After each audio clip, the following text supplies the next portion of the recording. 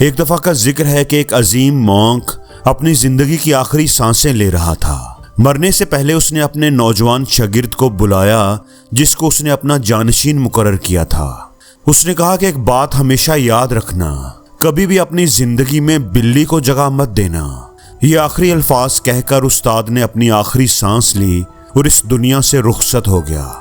एक बड़ी तादाद में लोग वहां पर मौजूद थे ताकि उस बुजुर्ग मॉन्क के आखिरी अल्फाज, आखिरी वसीयत सुन सकें।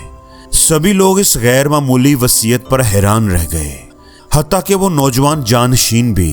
वो मुसलसल सोचता रहा कि मैं बिल्ली को अपनी जिंदगी में क्यों ना आने दूं। आखिर इस बात का क्या मतलब है? बूढ़े मॉन्क ने मरने से पहले आखिर मुझे ये वसीयत ही क्यों की? उस बूढ़े उस्ताद की आखिरी रसूमात पूरे एहतराम से अदा की गई, मगर नौजवान मॉन्क अब भी परेशान था और अपने उस्ताद की आखिरी पैगाम का मतलब समझने की कोशिश कर रहा था। उसे उसकी बात गहराई से समझ नहीं आ रही थी। उसी दरसगाह में एक बूढ़ा मॉन्क भी रहता था जो कई साल तक उस्ताद के साथ रहा था और उसकी जिंदगी को बहुत करीब से देखा था। हालांकि वो भी बड़ा अक्लमंद था, लेकिन उसके बढ़ापे और उसकी कमजोर सेहत की वजह से उसे जानशीन नहीं चुना गया था। जब उसने देखा कि नौजवान मॉन्क कई दिनों से गुमसुम और सोचों में गुम है, तो वो उसके पास आया और पूछा कि आखिर तुम इतने परेशान क्यों हो? नौजवान मॉन्क ने उसे सारी बात बता दी कि मरने से पहले उस्ताद ने मुझे वसीयत की कि मैं अपनी जिंदगी में बिल्ली को ना आने दूं, और मुझे नहीं समझ आ रहा कि इस बात का क्या मतलब है। बूढ़ा मॉन्क हल्के से मुस्कुराया और बोला, मेरे दोस्त, शायद तुम्हें मालूम नहीं, लेकिन इसके पीछे एक लंबी कहानी है। और फिर वो बूढ़ा मॉन्क वो कहानी सुनाने लगा। एक तवील अरसा पहले की बात है कि जब उस्ताद खुद एक नौजवान थे तो उन्होंने अपना घर, बीवी और बच्चे छोड़ दिए और सच की तलाश में निकल पड़े। वो एक घने जंगल में जा बसे। जिस जगह वो जाकर रहने लगे उसके करीब ही एक छोटा सा गांव था।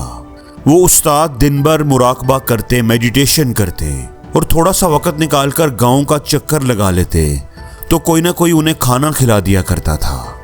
गांव वाले भी उनकी मौजूदगी से खुश थे। वो अक्सर उनसे रहनुमाई ले लिया करते थे। इज्जत के तौर पर गांव वालों ने उन्हें एक छोटी सी झोंपड़ी बना दी। उस मॉन्क के पास सिर्फ 2 जोड़े कपड़ों के थे, लेकिन जल्दी एक मसला पैदा हो गया।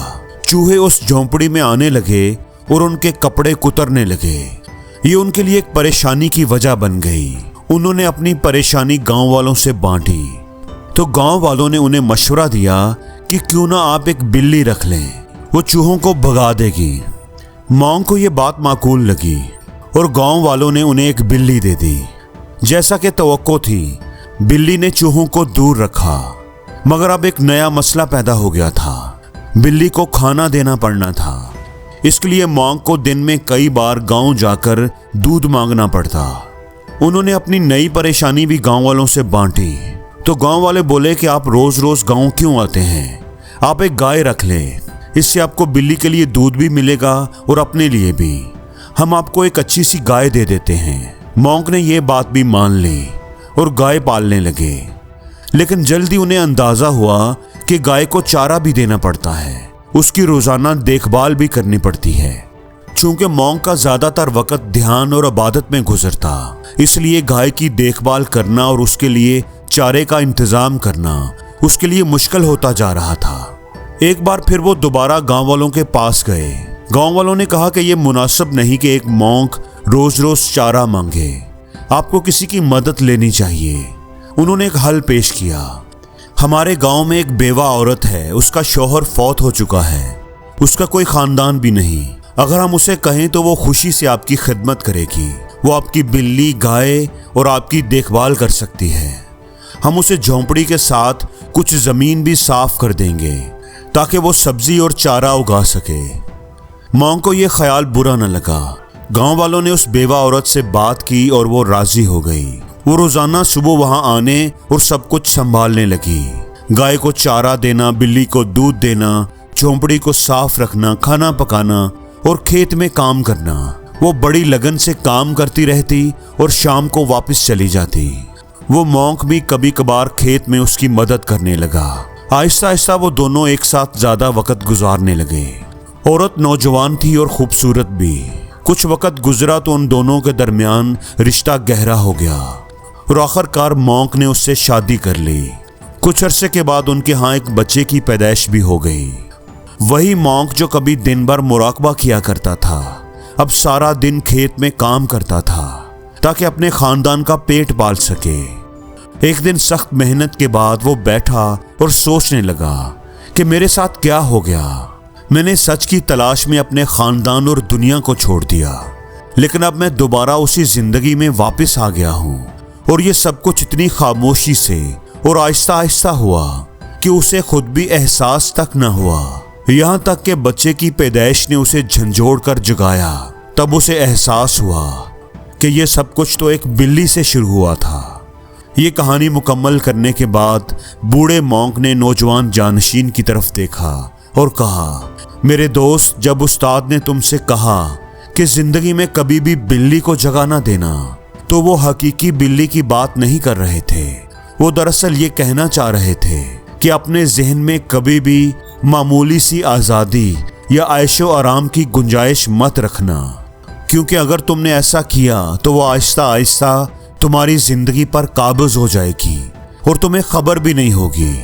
अगर हम ईमानदारी से अपनी जिंदगियों को देखें तो हमें मालूम होगा कि अक्सर हम अपने जहन को जानबूझकर उन चीज़ों की इजाज़त दे देते हैं जिन्हें हम खुद जानते हैं कि वो हमारे लिए दुरुस्त नहीं, लेकिन हम खुद को ये कहकर मुतमईन कर लेते हैं कि बस एक बार, ये आदत नहीं बनेगी, बस ये तो मामूली सी चीज़ है। मगर यही वो लम्हा होता है जहाँ से खराबी शुरू होती है। जैसे ही तुम अपने जहन को थोड़ी सी आज़ादी देते हो तो वो और ज़्यादा मांगने लगता है और आहिस्ता आहिस्ता तुम उसके जाल में फंस जाते हो। और इसी तरह नशे, बुरी आदत और जहनी गुलामी का आगाज़ होता है। मिसाल के तौर पर पॉर्न वीडियोस देखने को ही देख लो। कई नौजवान सिर्फ एक बार शौक में देखते हैं बगैर ये सोचे कि वो इसके गुलाम बन जाएंगे, मगर आहिस्ता आहिस्ता ये एक गहरी आदत बन जाती है। बिल्कुल ऐसे ही जंक फूड के साथ होता है। हमें मालूम होता है कि ये सेहत के लिए नुकसानदेह है, मगर हम बस एक बार कहते हैं कि खा लेते हैं, लेकिन वक्त के साथ साथ ये हमारी सेहत, तवानाई और जिंदगी को मुतासर करता है। दोस्तों, हमारा जहन इंतहाई ताकतवर है। ये हमारा सबसे अच्छा दोस्त भी बन सकता है, यह सबसे बड़ा दुश्मन भी। अगर आपका माइंड आपके कंट्रोल में है तो ये आपको वहां ले जा सकता है जहां आप जाना चाहते हो, जबकि एक बेकाबू जहन आपको वहां ले जाएगा जहां आप कभी नहीं जाना चाहते। एक बेलगाम जहन तेज रफ्तार कार की तरह है जिसका स्टीयरिंग ही ना हो, या रेल की पटरी के बगैर भागती हुई ट्रेन जिसकी रफ्तार तो होती है मगर सम्मत नहीं होती। और यही सबसे खतरनाक होता है। लिहाजा आपको अपने जहन को काबू में रखना सीखना चाहिए, उसे रहनुमाई देनी चाहिए, उसे अपने कंट्रोल में रखना चाहिए, वरना वो तुम्हारी जिंदगी पर काबज हो जाएगा। और यहाँ तक कि वो एक अजीम उस्ताद भी जब अपने जहन को जरा सी छूट दे बैठे तो उनका एक फैसला उन्हें वापस उसी दुनिया में ले आया जिसे वो छोड़ चुके थे। इसलिए जहनी लज्जत की बिल्ली को या किसी भी चीज को मामूली समझकर अपनी जिंदगी में कभी भी जगह मत देना, क्योंकि एक बार जब वो अंदर आ गई तो खामोशी से तुम्हारी पूरी जिंदगी पर काबज हो जाएगी और तुम्हें मालूम भी नहीं होगा। और जिंदगी में हर रोज कुछ नया सीखो, नया सोचो, नया करो, लर्न करो।